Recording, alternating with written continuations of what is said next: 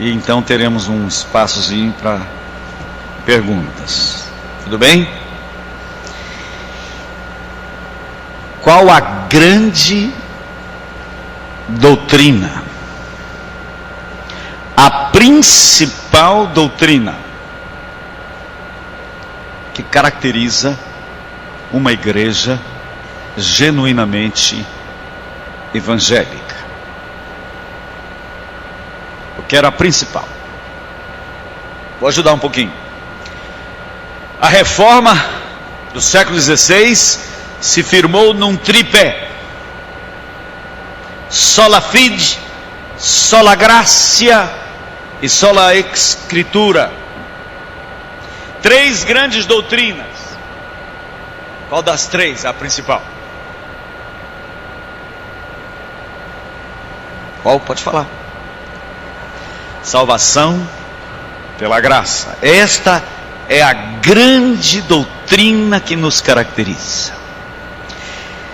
Esta é a grande doutrina que Deus resgatou através dos reformadores do século XVI. Estava perdida na trajetória histórica da igreja esta gloriosa verdade de que a salvação é uma dádiva e não uma conquista.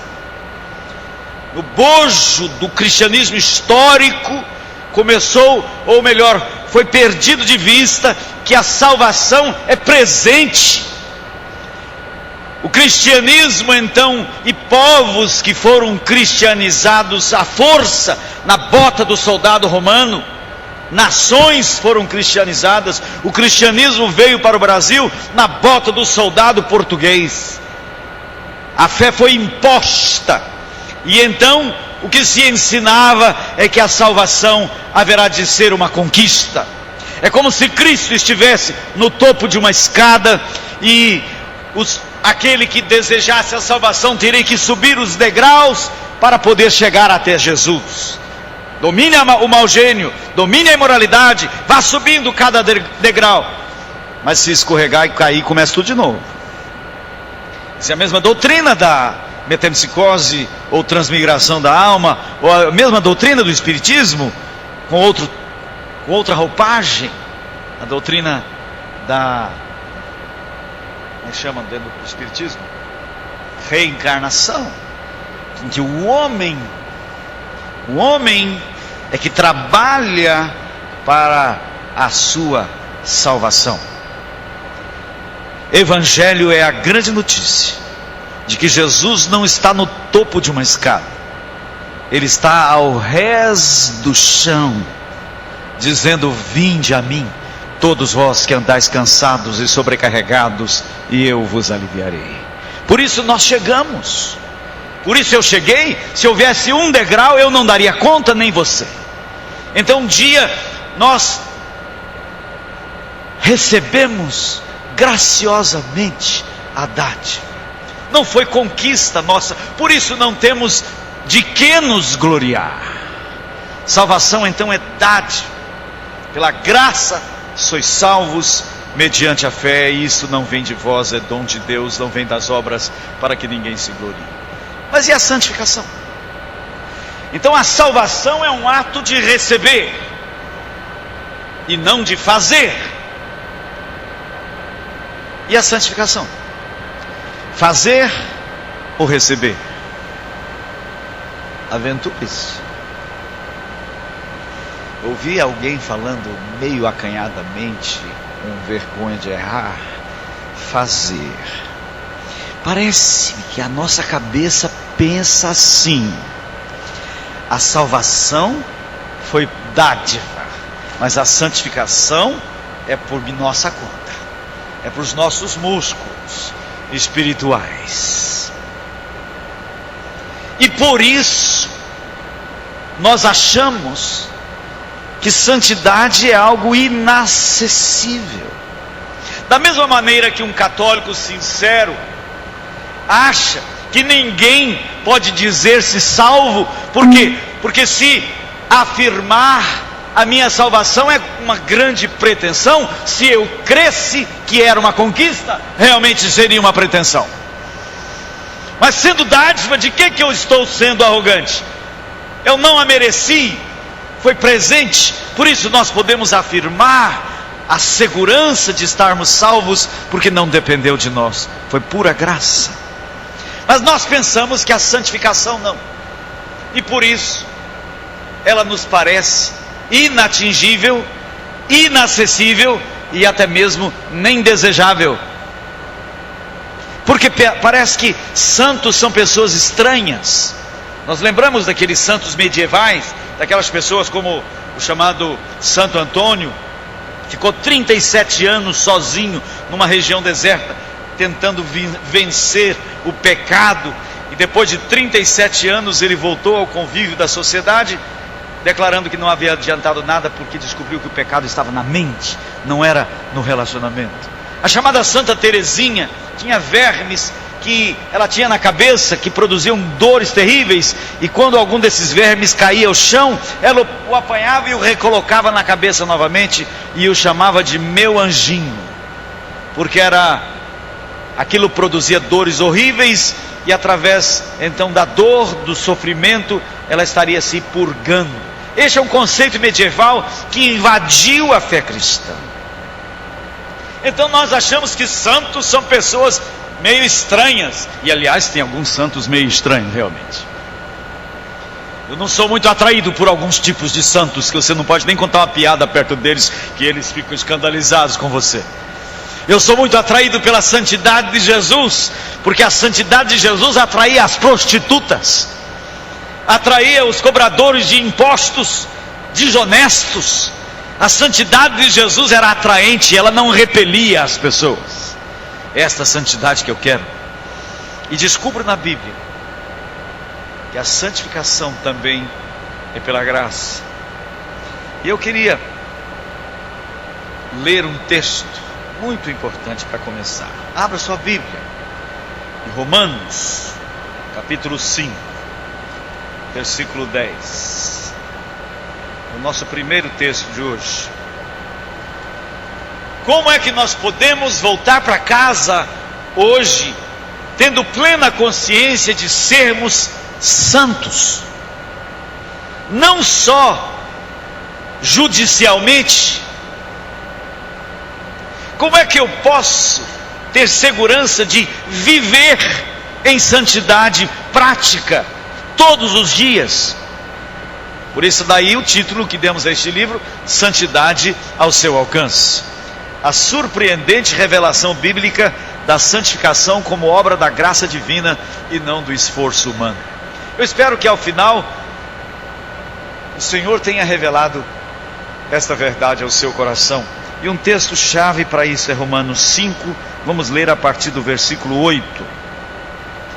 Mas Deus prova o seu próprio amor para conosco, pelo fato de ter Cristo morrido por nós, sendo nós ainda pecadores. Ele deu a maior prova. Deus não vai dar prova maior do que já deu. Logo muito mais agora, sendo justificados pelo seu sangue, seremos por ele salvos da ira. Agora o 10 é que eu quero que nós nos detenhamos nele. Porque se nós, quando inimigos, fomos reconciliados com Deus mediante a morte do seu Filho, ouça bem, diz a Bíblia que nós éramos inimigos por natureza. Nós não nascemos aqui do lado de Deus, não. Nós não somos ovelhinhas perdidas, somos rebeldes com armas nas mãos, a ponto de Jesus chamar-nos de filhos do diabo. João 8:44. A situação é tão séria que a palavra coloca-nos como inimigos. Paulo diz com todas as letras: porque se nós, quando inimigos, fomos reconciliados com Deus mediante a morte, pela morte substitutiva de Jesus, eu fui transformado de inimigo em amigo. Eu fui transportado do reino de Satanás, do reino das trevas, para o reino do Filho amado. O escrito de dívidas que era contra mim foi removido, foi cancelado, foi pregado naquela cruz, pago. Meu nome foi tirado dos livros e passado para o livro da vida.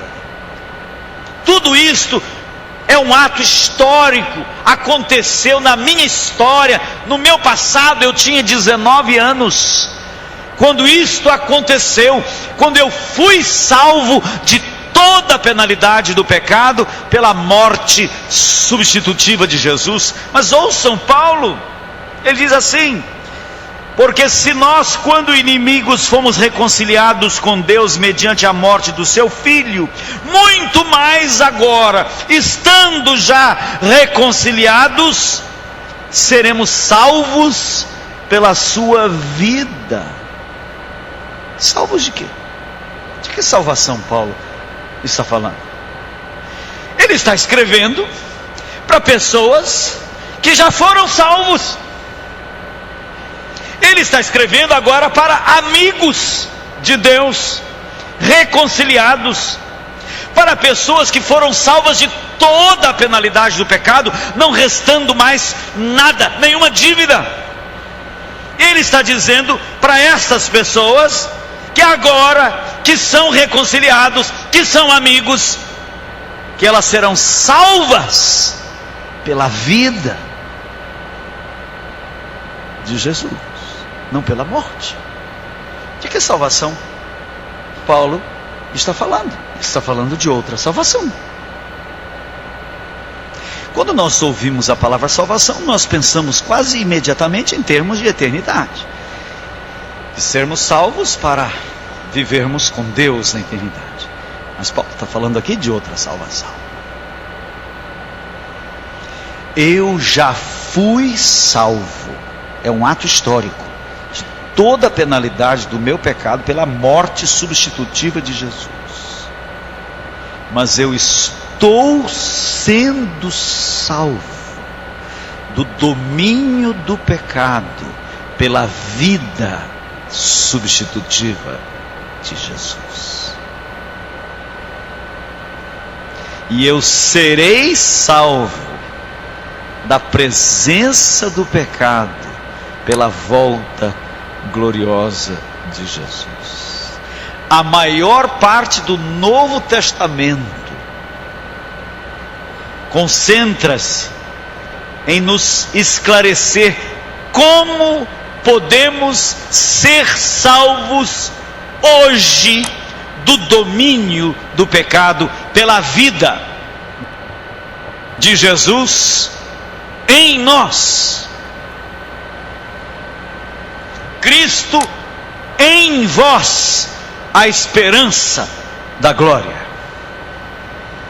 O Espírito Santo quer nos revelar aqui hoje, se já não o fez para a grande maioria, a vida de Cristo, a salvação pela vida de Cristo em nós, de todo o domínio do pecado.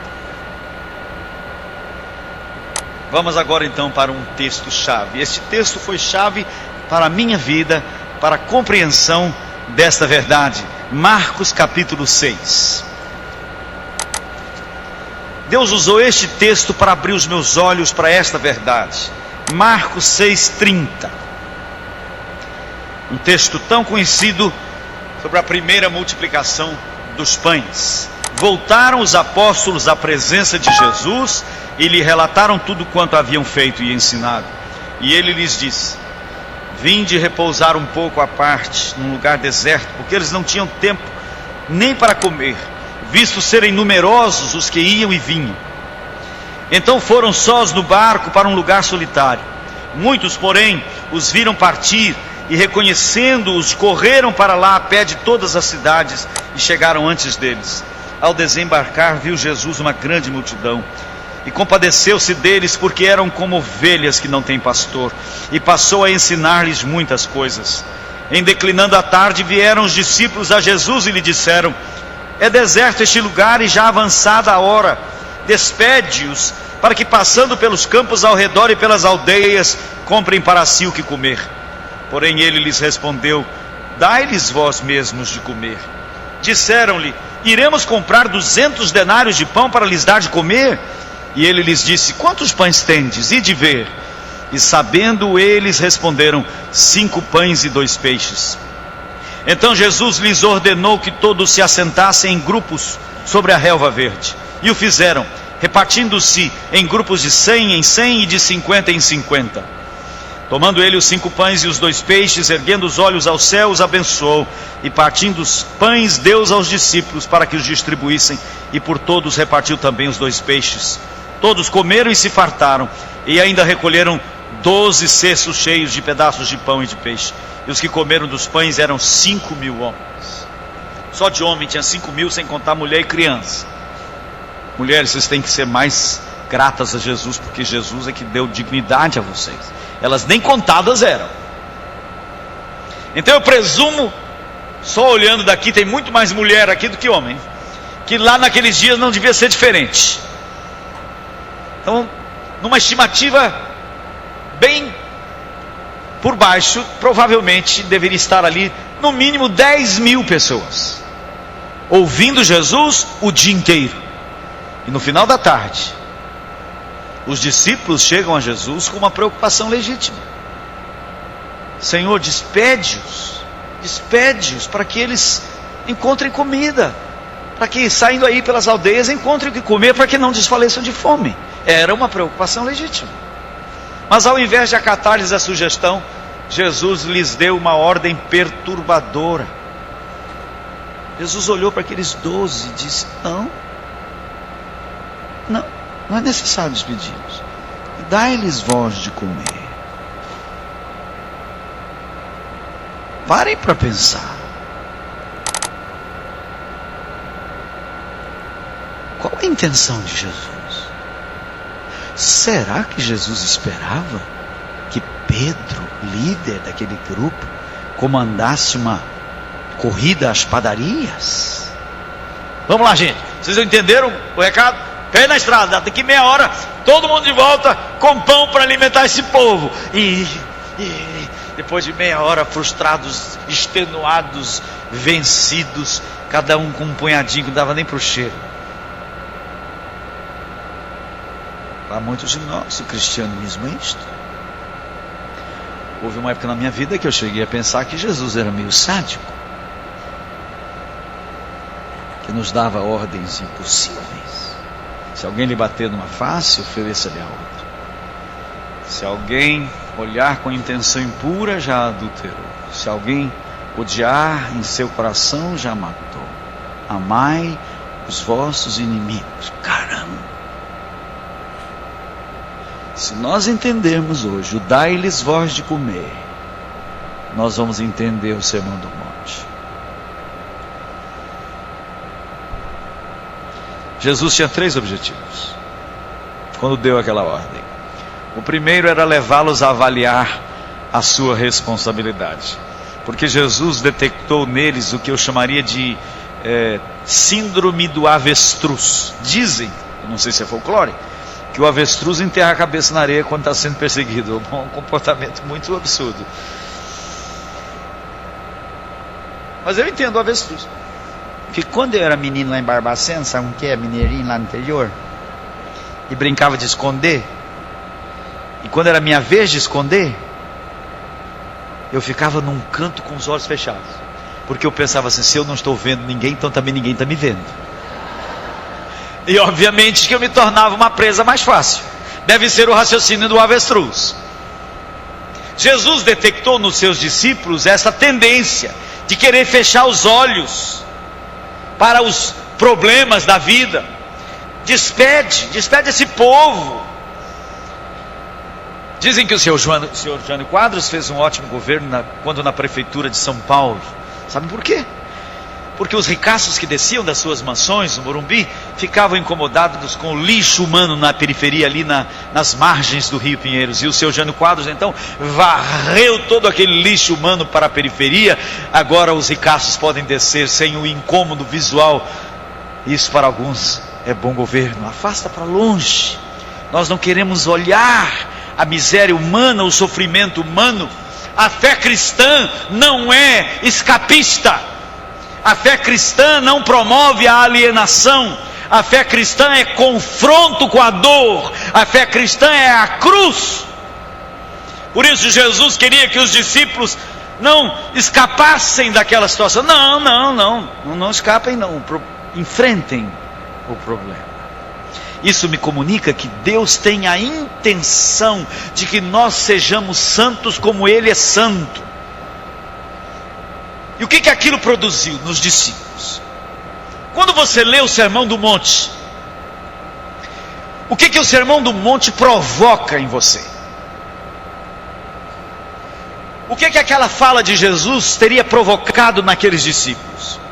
Será que aquela fala, dai-lhes vós de comer, produziu leviandade? Aí um olhou para o outro e falou: Jesus, sai com outra, vai.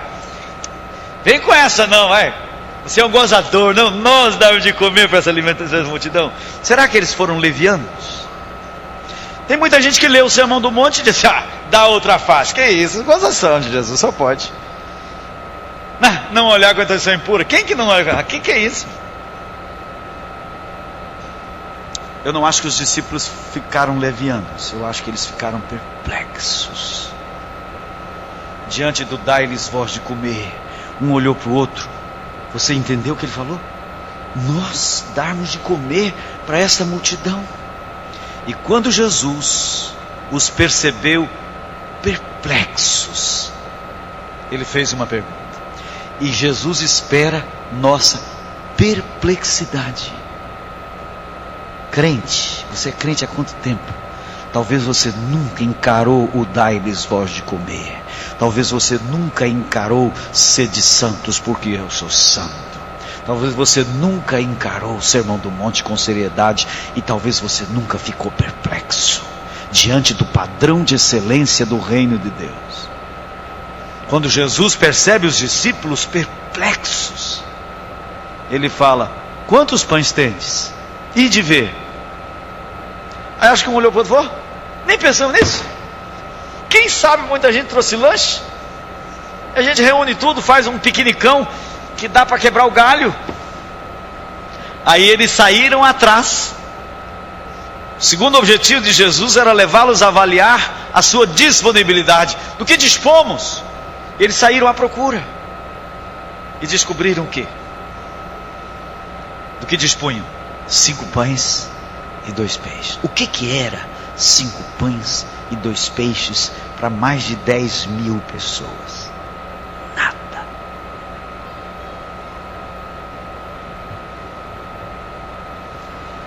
Quando ficamos perplexos, Deus diz para nós: quantos pães você tem? O que você tem? Quando nós vamos para dentro de nós procurar o que nós temos para fazer frente à demanda do ser de santos, do amar os inimigos, o que nós descobrimos dentro de nós? Que nós igualmente só temos 5 pães e 2 peixes. No nosso caso, o que são os 5 pães e os 2 peixes? O querer. Nós temos o querer. Uma marca de uma pessoa convertida é que ela quer agradar a Deus, ela quer obedecer a Deus, ela quer fazer a vontade de Deus.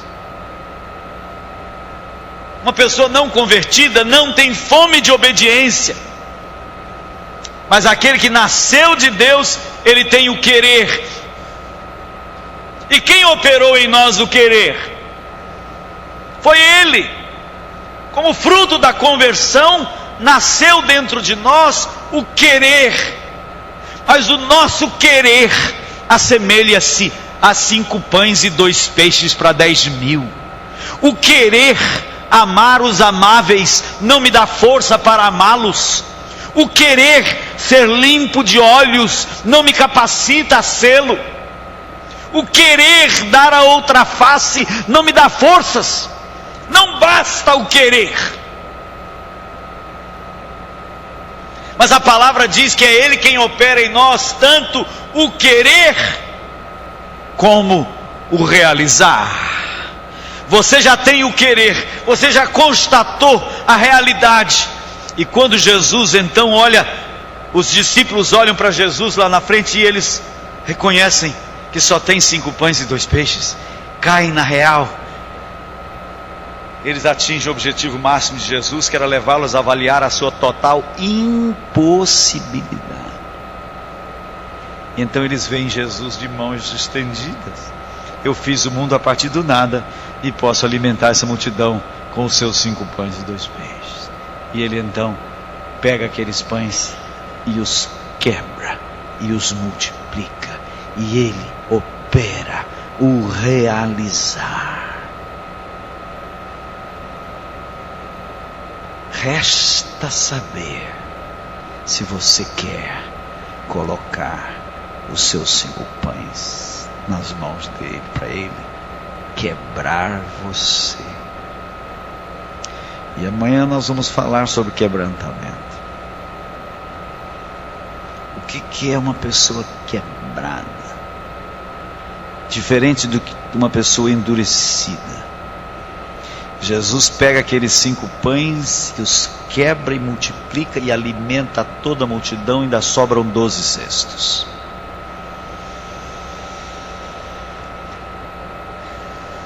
Mas ele tem que levar-nos a esse ponto,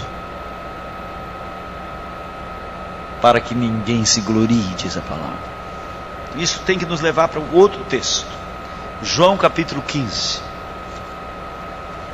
Em João 15, talvez fique claro esta vida dependente. Porque o objetivo de Jesus, quando lhes disse, dai-lhes voz de comer, era levá-los à vida dependente, a perceberem que neles não havia, e eles tinham que depender, e na dependência dele, Jesus mandou que fizessem uma estratégia de dividir as pessoas em grupos, e eles foram levando os pães e alimentaram a multidão. A multidão foi alimentada naquela tarde, pelos discípulos. Deus quer que nós sejamos santos, como ele é santo, da mesma maneira como ele alimentou a multidão. E talvez João 15 vai nos ajudar. Eu sou a videira verdadeira, e meu pai é o agricultor.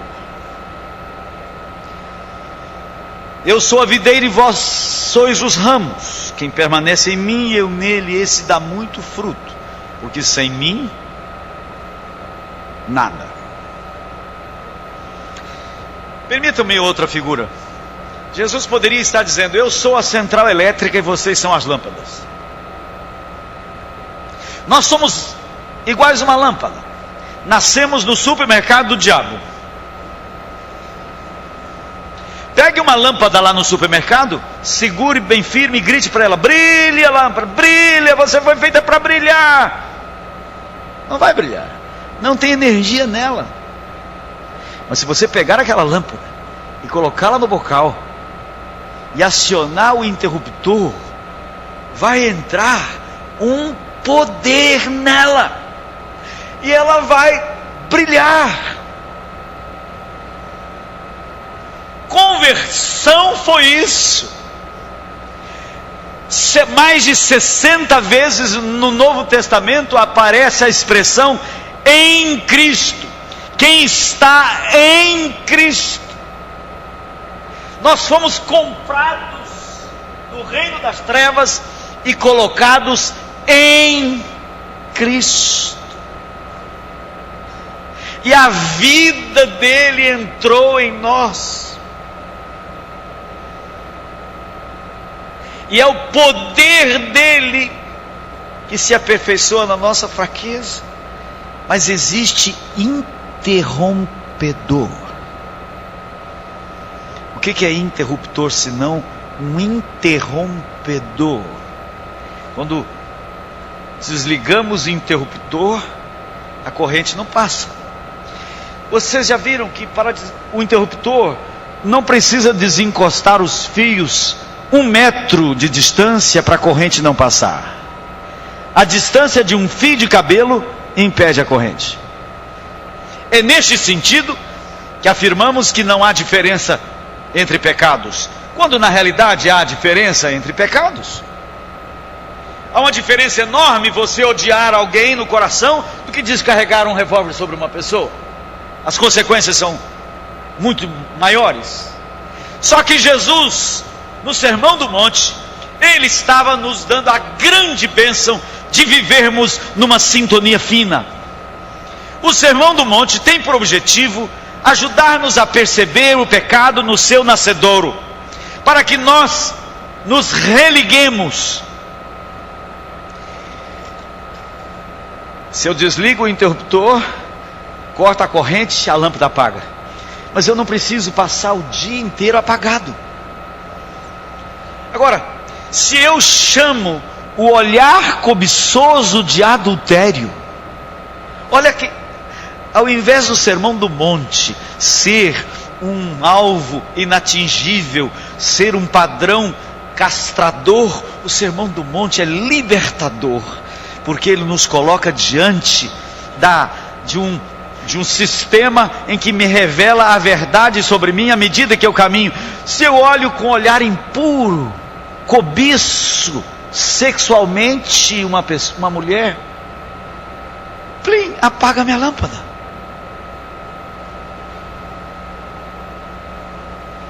Mas sabe o que acontece? A maioria de nós não se dá conta disso, porque não chama o olhar cobiçoso de adultério,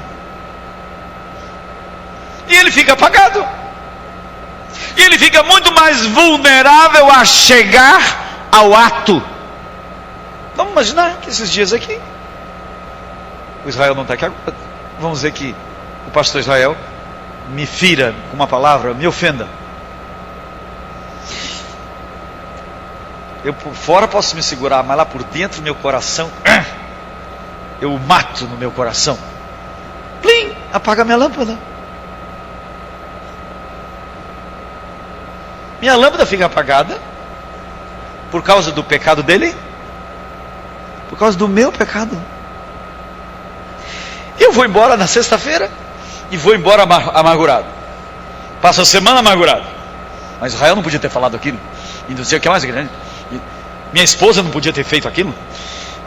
E eu em todo o tempo estou concentrado no erro que o outro cometeu contra mim e não lido comigo. Mas quando eu chego, Senhor, eu matei o Israel no meu coração. Lava-me. Plim. Religa. E entra um poder em mim para perdoar. Quando eu estou desligado, sem lidar comigo, sem lidar com o meu pecado, eu posso fazer jejum. Eu preciso jejuar para resolver esse sentimento no meu coração. Ai, que sentimento, eu estou com tanta raiva. Eu vou passar uma noite de vigília. Eu vou jejuar. Você pode jejuar, você pode ficar de vigília. Está apagado. Deus só está esperando que você venha quebrado e diga: Senhor, eu pequei, lava-me. Reconecta na hora. E a vida de Jesus flui, e Ele perdoa através de mim. É isso que é João 15. É isso que é permanecer na videira. O permanecer na videira não é não falhar, não é não errar, é manter-se conectado numa sintonia fina. O que tem acontecido com muitos de nós? Nós agasalhamos esses pecados no coração e nunca tratamos com eles. Nos concentramos sempre no outro e não lidamos conosco. A diferença entre uma pessoa quebrantada e uma pessoa endurecida, amanhã trataremos melhor disso, é que o quebrantado é aquele que aprendeu que os seus problemas não estão fora dele. Os meus problemas estão dentro de mim. É como eu reajo à vida. Meu problema não é minha esposa, sou eu o meu problema. Se ela me fere, ela está errada em fazê-lo, mas é minha reação a isso que é o meu problema. Se ela me fere e eu reajo, mesmo que por fora eu me controle, mas lá por dentro eu a despreze no meu coração, corta a minha corrente. Eu posso passar uma semana apagado. Eu posso fazer votos de final de ano, de ler mais a Bíblia, de orar mais, de fazer jejum. Não adianta. Deus só está esperando que eu venha quebrado aos pés da cruz, e o sangue nos purifica de todo pecado. Há uma frase que eu amo, não sei de quem é essa frase. Não é a ovelha que vai aos pastos verdejantes para encontrar o pastor. É o pastor que conduz a ovelha aos pastos verdejantes. Qual a implicação disto? Não é a oração que me leva para Jesus. É Jesus que me leva para a oração. Não é a Bíblia que me leva para Jesus. É Jesus que me leva para a Bíblia. Não é o jejum que me leva para Jesus. É Jesus que me leva para o jejum.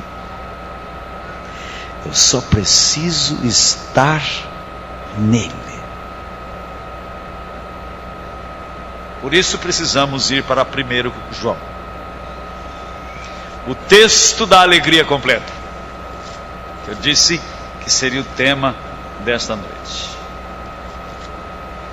Eu amo pregar isso aqui, porque todas as vezes que eu prego esta verdade, renova toda a verdade no meu coração. 1 João, abra sua Bíblia. Este é o homem que foi o mais íntimo dos discípulos. Jesus teve um relacionamento superficial com a multidão, ele alimentou a multidão, ele curou seus enfermos. Dentre a multidão ele tinha um grupo seleto de 120, que ele chamava de discípulos, grupo mais próximo. Dentre os 120 ele escolheu 12 para estarem com ele. Dentre os 12 ele tinha 3, Pedro, Tiago e João. E dentre os 3 ele tinha um. Quem? João, o mais chegado, o mais íntimo. E é esse João que escreveu isso aqui. E ele começa a sua primeira epístola falando disso.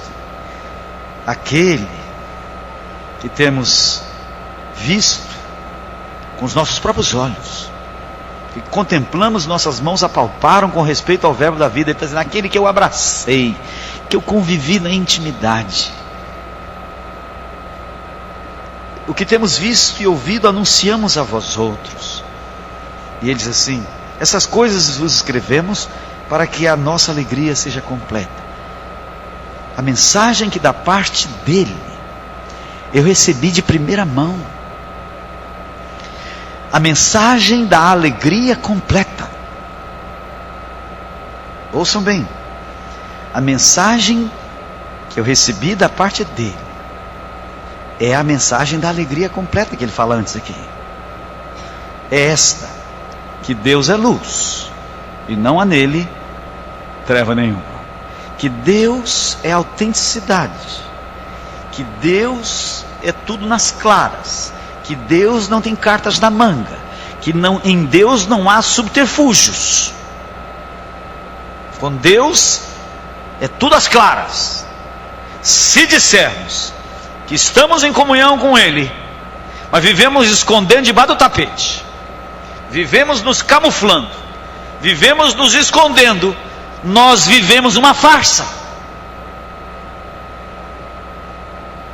Mas se andarmos na luz, se sairmos dos nossos quartos escuros para fora, se andarmos na luz, andar na luz é o mesmo que andar na verdade, que é o mesmo que andar no Espírito. Se andarmos na luz, como Ele está na luz, mantemos comunhão uns com os outros, e o sangue de Jesus, seu Filho, nos purifica de todo pecado. Quer dizer que andar na luz não significa não pecar, porque se andarmos na luz, o sangue nos purifica. Andar na luz não é não pecar, é perceber. Se andarmos na luz, como Ele está na luz, mantemos comunhão uns com os outros, e o sangue nos purifica de todo pecado. Se dissermos que não cometemos pecados, enganamo-nos e a verdade não está em nós. Mas se confessarmos, se admitirmos, Ele é fiel e justo. Para quê? Primeira coisa, perdoar. Imagine uma mãe de primeira viagem, que é mãe experiente, não faz isso, que arruma o filho, aí uma brasa viva aí de uns 3 aninhos de idade, e diz assim para a criança: agora não vá brincar na terra que a mamãe vai se arrumar. Mãe experiente não faz isso, ela se arruma primeiro. Mas aí essa mãe arruma o menino, aquela roupa de príncipe, aí ela diz: agora meu filho não vai se sujar, que a mamãe vai se arrumar. Aí ela vai se arrumar, e demora, não sei porquê.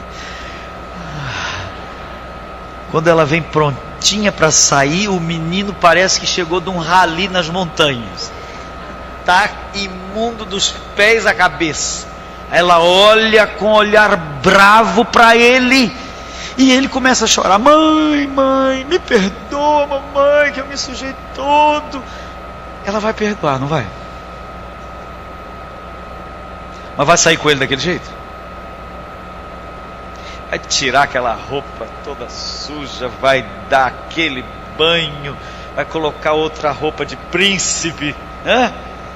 Olha o que a palavra diz: se confessarmos, Ele não só perdoa, Ele também dá aquele banho e põe roupa de príncipe.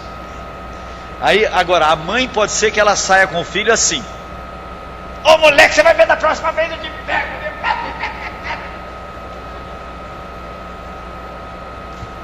Deus não. Uma das mais gloriosas verdades que eu ouvi de Roy Heston, um avivalista inglês. Eu ouvi numa pregação ele dizendo: quantas vezes eu chegava a Jesus, e ele diz assim: eu me lembro de uma vez chegando a Jesus quebrado, arrependido, dizendo: Senhor, tem paciência comigo, estou eu aqui de novo, pequei bestamente. E Jesus disse para ele: de novo por quê, meu filho? É a primeira vez. Sabe por quê? Porque quando eu venho a Ele quebrado, Ele me perdoa, Ele purifica e Ele esquece. É como se eu nunca tivesse pecado na minha vida.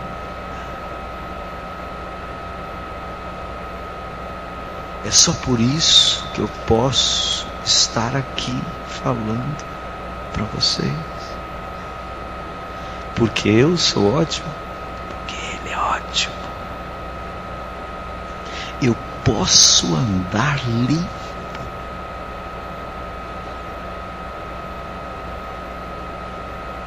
Eu posso andar conectado.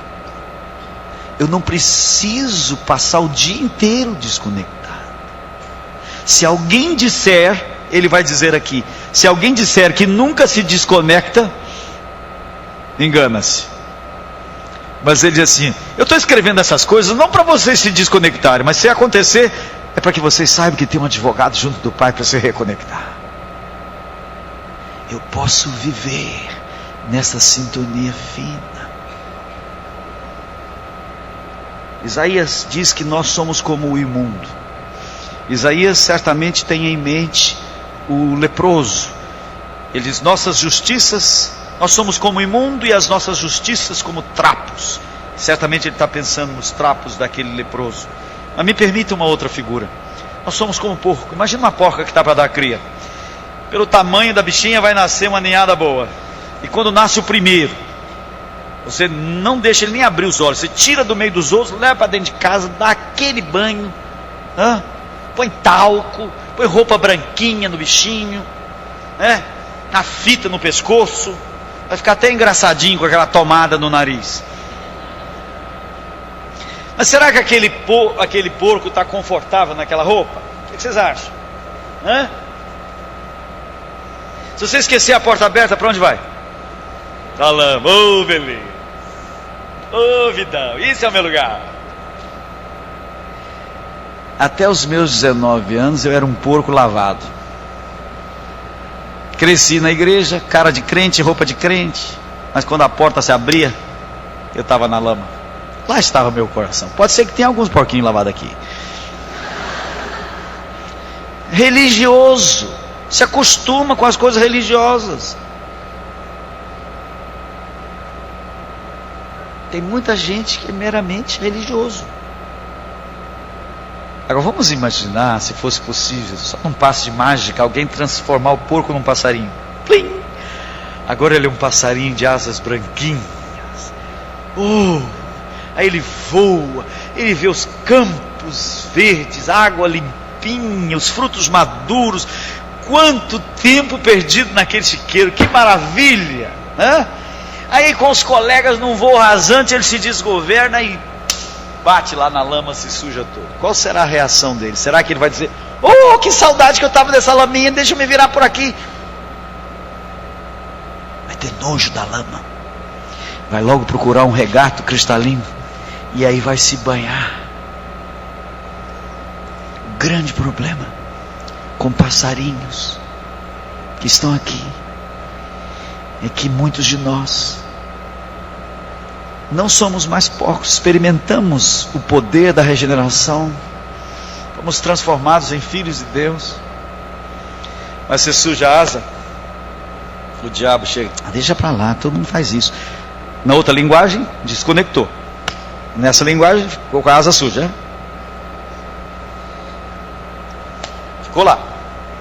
Daqui a pouco, uma outra coisa, deixa para lá, você deixa para lá. Daqui a pouco, um passarinho encardido. Eu conheço crentes mais infelizes do que descrentes, porque os descrentes pelo menos é o porco, está na dele, mas são passarinhos vivendo vida de porco. Você quer alegria completa? Convido você a tomar um banho na graça hoje. Vai para casa, pegue um caderno, comece a escrever tudo que o Espírito Santo trouxer na sua memória. Comece a escrever seus pecados. Confessar isto é reconhecer, é admitir: Senhor, é verdade isso sim. Vai escrevendo, vai escrevendo. Enche o caderno se for necessário, pega outro, vai escrevendo. Mas não é para depois você abrir aquele caderno e como eu sou pecador. Não. Pega aquele caderno com o registro dos seus pecados e escreve em cima ali: o sangue de Jesus, seu Filho, está me purificando agora de todos esses pecados. Aí você faz mais. Põe fogo naquelas folhas. Vai sobrar cinza. Não é também para você guardar a cinza no envelopinho para de vez em quando chorar a sua miséria, não. Pega a cinza, vai lá no vaso sanitário, joga lá e aperta 5 minutos. É isto que Deus faz com os nossos pecados, e deles não mais se lembra. Quantas vezes, alguém perguntará, quantas vezes acontecer? Aí alguém dirá: mas se é assim, ele perdoa todas as vezes, então vamos pecar. Esse é o raciocínio do porco. Esse não é o raciocínio do passarinho. O passarinho não quer mais a lama. A única coisa que rouba a minha alegria é o meu pecado. Não é o pecado do meu filho, não é o pecado da minha esposa, não é o pecado de um irmão, é o meu pecado. É só o meu pecado que me corta da corrente. E a alegria completa é permanecer, porque em Cristo estão todos os tesouros. É nele que está toda a nossa alegria. E isto pode ser experimentado agora. Agora. Ninguém precisa voltar para casa de asa suja. E você precisa aprender a viver assim. Então uma pessoa quebrantada é esta pessoa que ela não fica concentrado no erro do outro. As pessoas vão errar contra nós. As pessoas vão pecar contra nós. E normalmente quando alguém peca contra mim, provoca em mim uma reação pecaminosa. O grande problema é que nós ficamos concentrados no pecado do outro.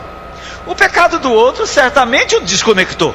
Igualmente ele vai ter que lidar com o pecado dele. Mas eu fico concentrado no pecado dele, querendo mudá-lo. Quando Deus em todo tempo está me chamando a lidar comigo. Em todo tempo Deus está me chamando aos pés da cruz. Em todo tempo Deus está me chamando para lavar minha asa. Em todo tempo está me chamando para me reconectar. E quando eu faço isto, eu estou sendo salvo pela vida de Cristo em mim. No livro Esgotamento Espiritual de Malcolm Smith, ele conta uma ilustração interessante. Ele diz: imagine alguém que quer ser um jogador de tênis, ele vai assistir uma partida dos campeões. Agora o Guga não é mais campeão, já está fora do pedaço, mas vamos ainda lembrar do Guga.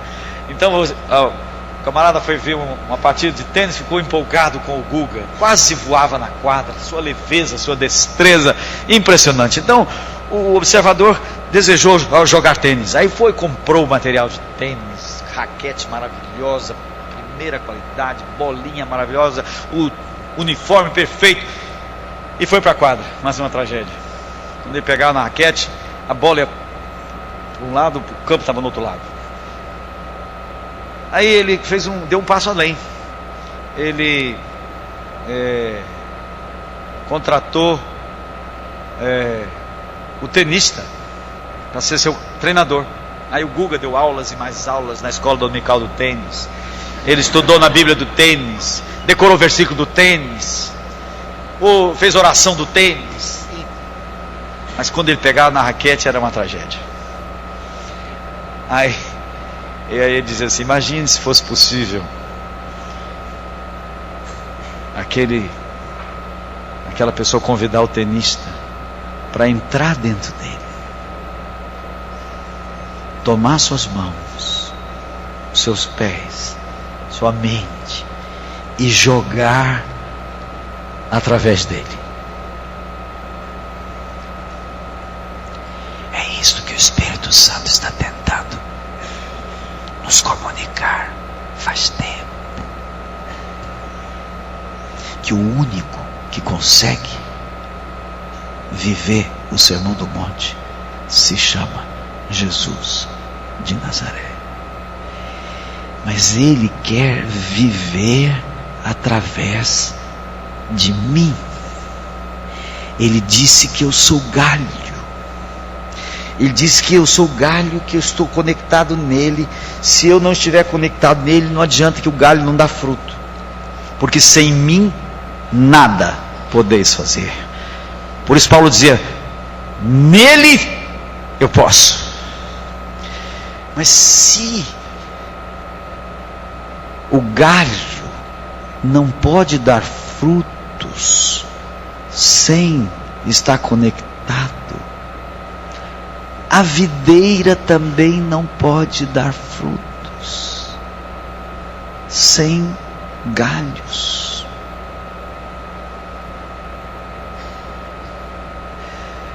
Deus decidiu amar este mundo as pessoas através de nós.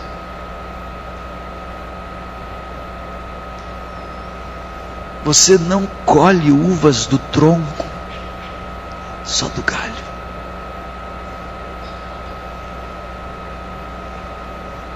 Deus precisa de nós. O mundo está com fome de religião, não, de realidade espiritual. As pessoas estão famintas.